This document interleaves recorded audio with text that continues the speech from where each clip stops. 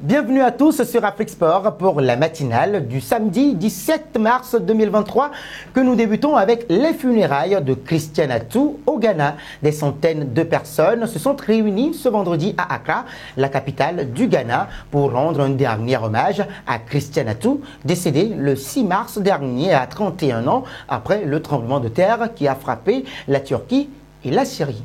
La cérémonie présidée par le chef de l'État Nana Akufo-Addo s'est déroulée en présence de la famille de l'ancien joueur de Newcastle United.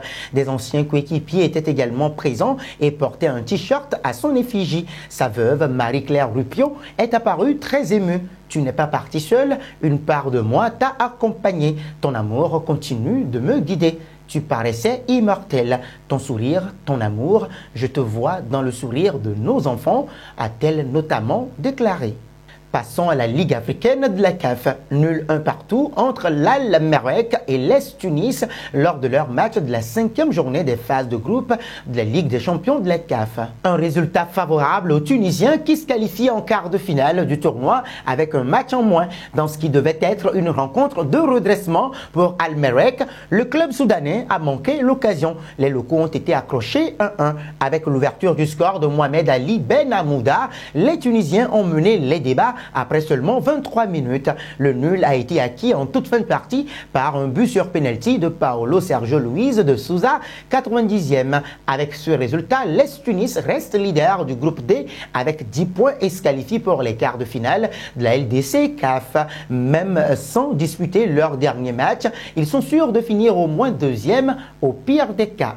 Parlons de la situation de Houssem Aouar. La décision de cette semaine du milieu de terrain de l'Olympique lyonnais de changer de sélection nationale n'est pas passée inaperçue. Approché depuis plusieurs années par la Fédération algérienne de football, Aouar a fini par renoncer à ses ambitions initiales de s'imposer un jour en équipe de France.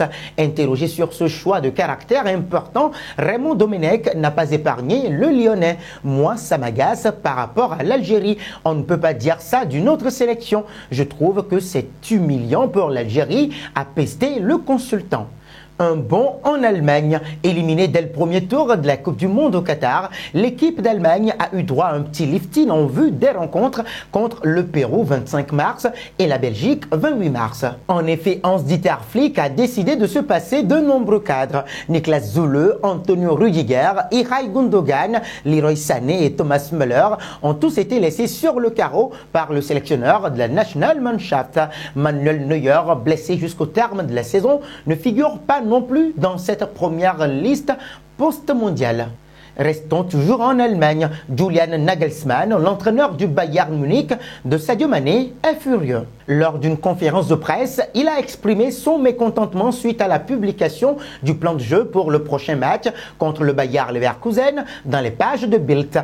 Les taupes sont une espèce protégée, donc la recherche est très compliquée. Ce qui m'importe, c'est de pouvoir me regarder dans le miroir. Cette personne, elle aura du mal à se regarder dans le miroir, a lancé le manager bavarois face aux journalistes.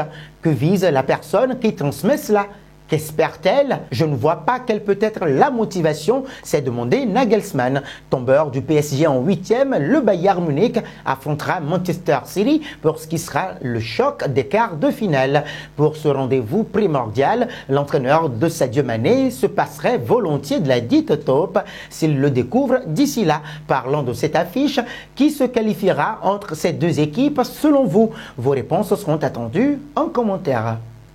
Nous voici arrivés à l'instant quiz avec 3 indices pour connaître notre joueur mystère du jour. Premier indice, je suis un défenseur de 30 ans évoluant en France. Deuxième indice, j'ai déjà joué pour 5 clubs dont le Real Murcie. Troisième indice, je suis champion du monde. Qui suis-je?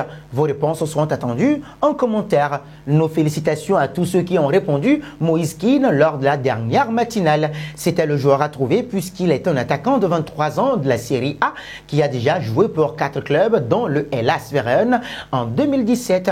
Il pouvait jouer pour la Côte d'Ivoire en sélection. Terminons au PSG. Très critiqué après l'élimination face au Bayern Munich, l'Argentin Lionel Messi ne sait toujours pas s'il continuera ou non son aventure en France.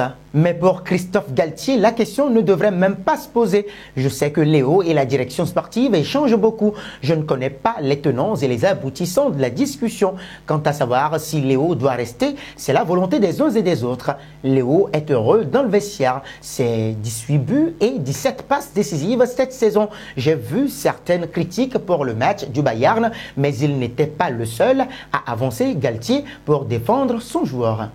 Et nous arrivons au terme de cette matinale que nous bouclons avec la question du jour. Que pensez-vous des changements apportés en équipe d'Allemagne? Vos réponses sont attendues en commentaire. En attendant, n'hésitez surtout pas de vous abonner sur Afrique Sport et d'activer la petite cloche pour ne rien manquer de l'actualité du football continental et international.